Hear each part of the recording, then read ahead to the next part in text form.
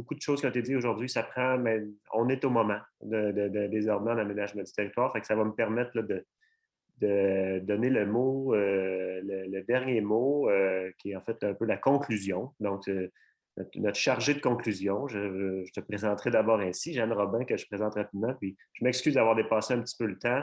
Jeanne, je ne te presse pas, les gens sont encore là, alors j'espère que vous êtes encore avec nous pour 10 minutes de conclusion de Jeanne. Alors, elle est Jeanne Robin, donc directrice principale à Vivre en Ville.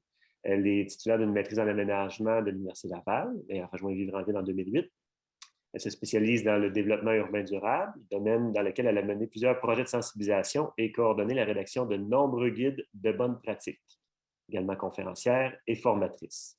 Elle se passionne notamment pour les environnements favorables à la santé et les diverses approches de lutte contre les changements climatiques.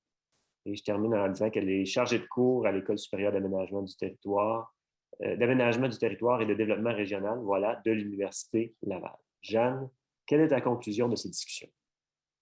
Merci Philippe, bonjour à tous, très heureuse d'avoir l'occasion de vous parler aujourd'hui. Merci à nos intervenants et intervenantes d'aujourd'hui, c'était vraiment très intéressant de vous écouter, j'ai noté plein de choses que j'aurais peut-être voulu reprendre dans ma conclusion, que j'avais prévu assez lyrique et documentée, mais considérant l'heure qu'il est, je vais me concentrer sur l'essentiel. Donc ça va tenir en 3 points.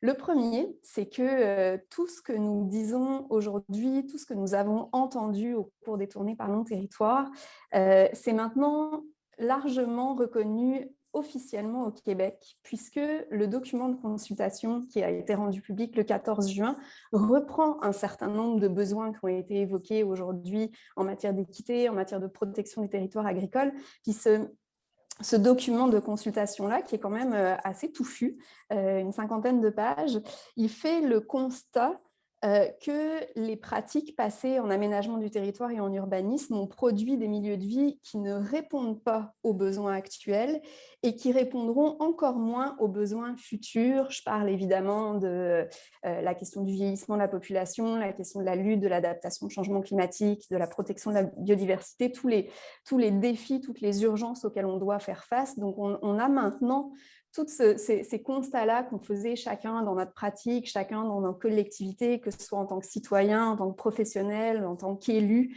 en tant que militant, tous ces constats-là sont maintenant des constats officiels, en fait. Ils ont été formulés officiellement dans un document gouvernemental. Donc, je pense qu'on peut se dire que grâce à cette conversation nationale en aménagement du territoire, on a effectivement passé une étape très, très importante qui est un peu celle du bilan honnête auquel appelait Marilyn Charbonneau un peu plus tôt. Donc, ce serait mon premier point. On a vraiment passé une étape. Je pense qu'on peut se le dire et s'en féliciter. La deuxième chose, c'est que donc, comme on fait ce constat-là, ça nous oblige à un changement. Et là-dessus, c'est sûr que tous les acteurs en aménagement du territoire, tous les acteurs sur le terrain vont devoir travailler ensemble.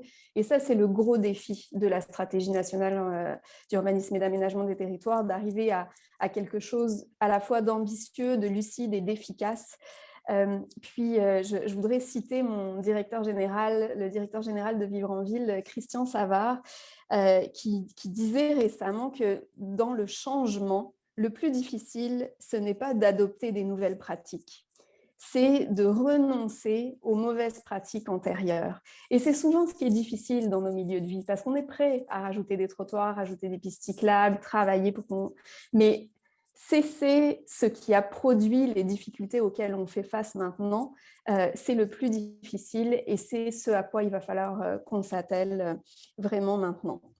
Je dis maintenant parce que mon troisième point, c'est qu'on est vraiment dans une situation d'urgence, justement parce que, comme l'a souligné Philippe, le Québec vit actuellement une période de croissance démographique qui est associée aussi à une croissance économique. On va accueillir, créer de nombreux ménages, des centaines de milliers de ménages dans les années à venir.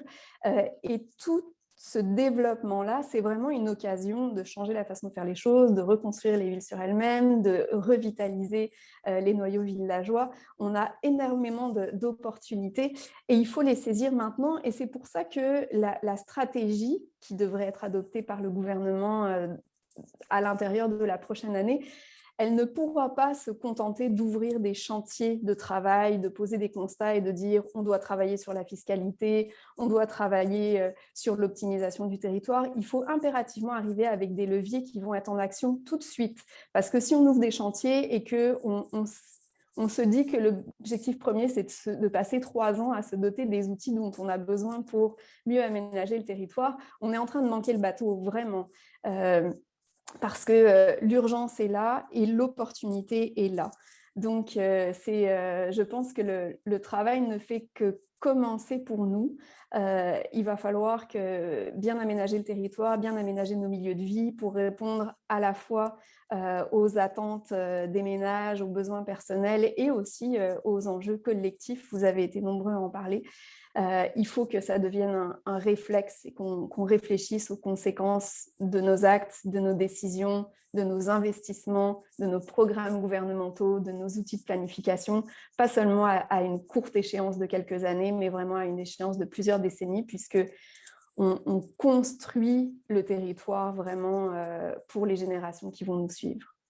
Donc, merci beaucoup à tous pour vos questions et puis vos interventions.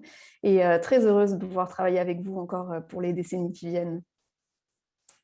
Merci, Jeanne. Alors, c'est très clair. Alors, malgré que je t'avais un peu pressé dans le temps, avant de terminer, je donne juste quelques pistes pour aller plus loin parce que là, on a sorti tellement de choses aujourd'hui, puis ça a été tellement riche.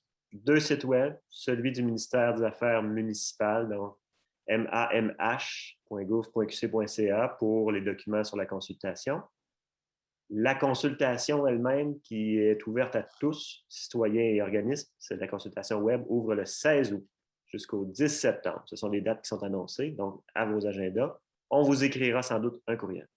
Deuxième site web pour voir, revoir et vous alimenter en ressources, parlonsterritoire.québec. Donc, pour vous outiller pour être prêt pour cette consultation, pour être à la hauteur de ce moment historique dont on a parlé aujourd'hui.